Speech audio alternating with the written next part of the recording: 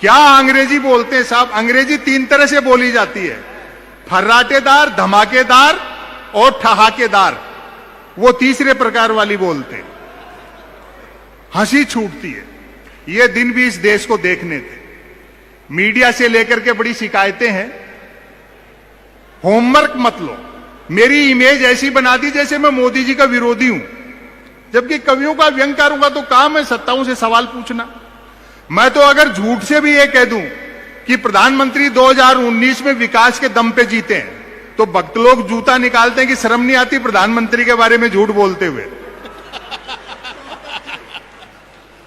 2019 में जब चुनाव परिणाम आना शुरू हुए तो मेरे पास एक गुजरात से फोन आया। उनको बढ़त मिल रही थी। बोले और सुनाओ क्या हालचाल है। मैं समझ गया ये मुझे होमवर्क दे रहा है। और सुनाओ क्या हालचाल है। मैंने कहा जी हालचाल ठीक है और सुनाने का पैसा लेते हैं। बोले फिर जीत रहे मोदी जी। मैं कहा अच्छा, हमको भी नया नहीं लिखना पड़ेगा। तो इनसे होमवर्क मत ले। अभी एक इनकम टैक्स के अधिकारी का फोन आया, सच्ची घटना है।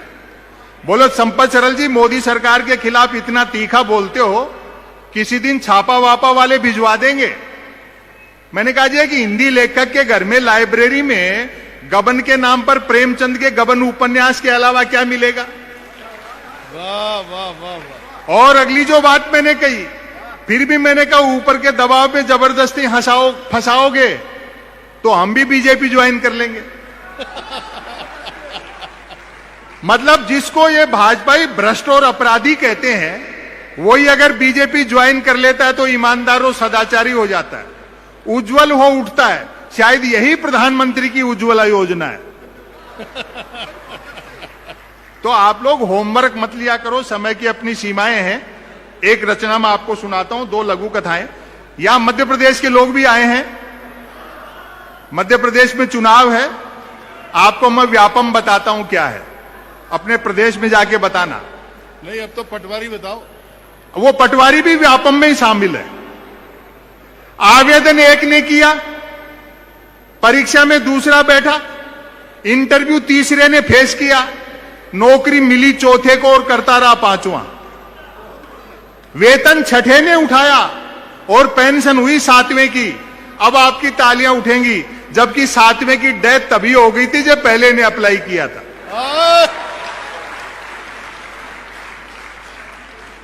अभी नेहरू और पटेल की बात कर रहे थे। मेरे ये समझ में नहीं आ रही कि नेहरू को छोटा करने से पटेल कैसे बड़े हो जाएंगे। वाह वाह वाह वाह। जिस सरदार सरोवर परियोजना के तट पर दुनिया की सबसे ऊंची मूर्ति लगाई गई पटेल की, आप लोगों को ध्यान होगा, उस सरदार सरोवर परियोजना का 1959 में शिलान्यास पंडित जवाहरलाल नेहरू ने किया था। थोड़ा अध्ययन करो और इनके कुतर्कों में मत फंसो।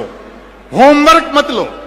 अभी किसी ने कहा, बोले मध्य प्रदेश के एक बड़े भाजपा नेता ने कह दिया कि बापू का आजादी के आंदोलन में कोई योगदान नहीं रहा। हमने उसका बुरा नहीं माना कि हो सकता है वो खुद के बापू के लिए कह रहे हो। तो होमवर्क मत लिया करो आप लोग। एक रचना मैं आपको सुनाता हूं। वाह संपत जी। हाँ। महंगाई, बेरोजगारी, ये सारे भारत जोड़ो यात्रा के मुद्दे थे। अभी तो आपने देखा कि पूरी दुनिया जो है वो कॉरपोरेट के दबाव में। मैंने राहुल जी से भी ये बात की थी यात्रा के दौरान कि पूरी दुनिया का फॉर्मेट देखो, एक नेता और 2 पूंजीपति, चाइना को छोड़ करके। लेकिन अब चीजें सामने आ रही हैं। उस लंका तक की हालत खराब है जो किसी जमाने में सोने की चिड़िया, वो पूरी सोने की थी। हम तो सिर्फ चिड़िया थे।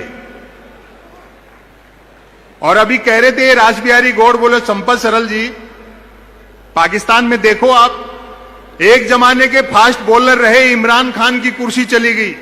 मैंने कहा समय सबका हिसाब लेगा, कुर्सी एक दिन सबकी जानी है, भले ही वो कितनी भी तेज फेंकता हो।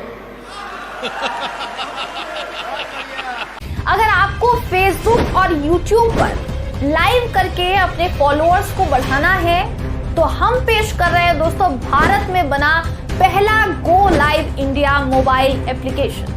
इसके द्वारा आप सोशल मीडिया पर अपने कंटेंट वायरल कर सकते हैं और बहुत जल्द कामयाब हो सकते हैं। और जाहिर है, देखिए नीचे हमने एक लिंक शेयर किया है, उस लिंक पर आप क्लिक करें, प्ले स्टोर पर जाएं और प्ले स्टोर से हमारा ये जो गो लाइव इंडिया का ऐप है इसे आपको डाउनलोड करें। बेशक हमारी यही उम्मीद है कि आप भी उसी तरीके से कामयाब हो जिस तरीके से आप सोच रहे हैं।